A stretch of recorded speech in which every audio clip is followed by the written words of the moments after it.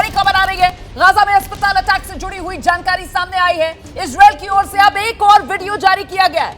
आतंकवादियों का rocket misfire हुआ, ये अब दोहरा रहा है इजरायल। हमले में इस्लामिक जिहाद का हाथ है, ये इजरायल की तरफ से कहा जा रहा है। देखिए, लगातार अब इजरायल इस हमले को लेकर पल्ला झाड़ता हुआ, लेकिन जो बात यहां पर कर्नल राठौड़ की तरफ से रखी जा रही थी कि साहब आप पल्ला नहीं झाड़ सकते क्योंकि वो इलाका खुद आपने उसको कहा कि ये इवैक्यूएशन जोन है, इसको खाली कर दो। क्यों आपने उसको चिन्हित किया इवैक्यूएशन जोन के तौर पर? और फिर वहां पर हमला होता है तो शुरुआत में तो यहां तक कहा जाता है कि अगर अस्पतालों में भी छुपकर बैठे हुए होंगे आतंकवादी तो छोड़ेंगे नहीं, खत्म करेंगे। लेकिन जब अस्पताल पर हमला होता है और फिर मरने वालों में मासूम और महिलाएं निकलती हैं तो दुनिया सवाल पूछती है और इस वक्त उंगलियां इजरायल पर उठ रही हैं। सीधे आपको लेकर चलते हैं, हमारी सहयोगी दीपा इस वक्त मौजूद हैं इन्हीं तस्वीरों के साथ जो अब इजरायल की तरफ से जारी की गई हैं।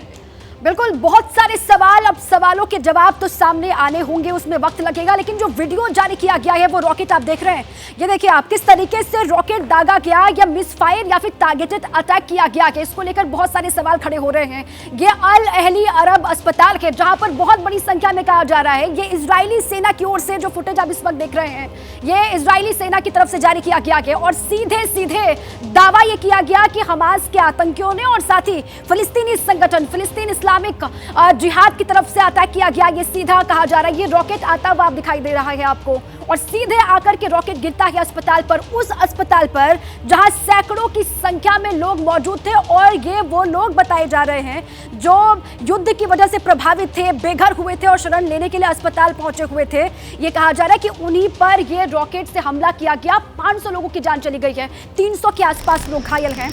और देखिए, आपको जानकारी ये हम दे दें किस तरीके से अस्पताल में नरसंहार हुआ और किस तरीके से नरसंहार के लिए अब जिम्मेदार ठहराया जा रहा है हमास को, इजरायल और इस्लामिक संगठन को। देखिए, फिलिस्तीनी, ये आपको पूरी जानकारी कब और कैसे बना। 1981 में मिस्र में ये पहला पढ़ने वाला फिलिस्तीनी लड़ाकों ने ये बनाया कि ये माफ कीजिएगा फिलिस्तीनी इस्लामिक जिहाद कैसे बना, उसके बारे में ये जानकारी आपको दे रहे हैं। सबसे पहले आप जानिए, 1981 में मिस्र में पढ़ने वाले फिलिस्तीनी लड़ाकों ने इसे बनाया और क्या इसका मकसद है वो भी आप देख रहे हैं। वेस्ट बैंक, गाजा और इजराइल के कब्जे वाले इलाकों की आज़ादी इसका मकसद है।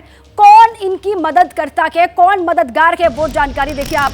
इजराइल का दावा, ईरान से फंडिंग और हथियार इनको दिए जाते हैं, ईरान से इनको ट्रेनिंग मिलती है, फंडिंग दी जाती है और हथियार इनको प्रोवाइड करवाए जाते हैं। फिलिस्तीन इस्लामिक जिहाद जिस पर सीधा सीधा इजराइल का ये आरोप है और ये कब बना, कैसे बना, क्या इसका मकसद, ये पूरी जानकारी हमने आपके सामने रखी। रोमाना, बिल्कुल, इस बीच एक और बड़ी खबर आ रही है, आपको बता देते हैं। ये जो अस्पताल पर गाजा सिटी में हमला किया गया है, इसको लेकर अब जॉर्डन की तरफ से जो प्रतिक्रिया आई है, जॉर्डन के किंग कह रहे हैं ये नरसंहार है, ये युद्ध अपराध है, वॉर क्राइम, जेनोसाइड, इसको जॉर्डन की तरफ से करार दिया जा रहा है। खतरनाक मोड़ पर यह युद्ध पहुंच गया है, ये जॉर्डन कह रहा है। वो जॉर्डन जो अभी तक बहुत ही संयमित अंदाज में इस पूरे मामले पर अपना रुख रख रहा था, वो जॉर्डन जहां पर अमेरिकी राष्ट्रपति जो बाइडेन को पहुंचना था इजरायल के बाद, वो जॉर्डन जो अमेरिका का अलाय है, वही जॉर्डन अब अमेरिकी रुख से अलग हटकर इजरायल पर सवाल उठाता हुआ नजर आ रहा है और जो बाइडेन अब जॉर्डन नहीं जा रहे, ये भी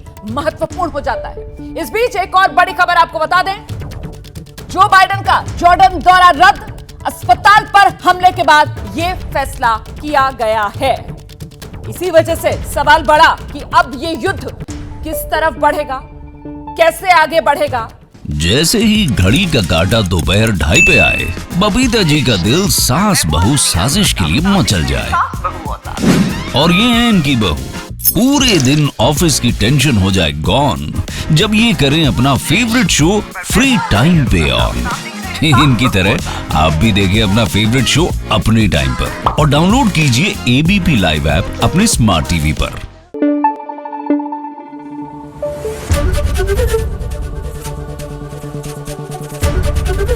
एबीपी न्यूज आपको रखे आगे।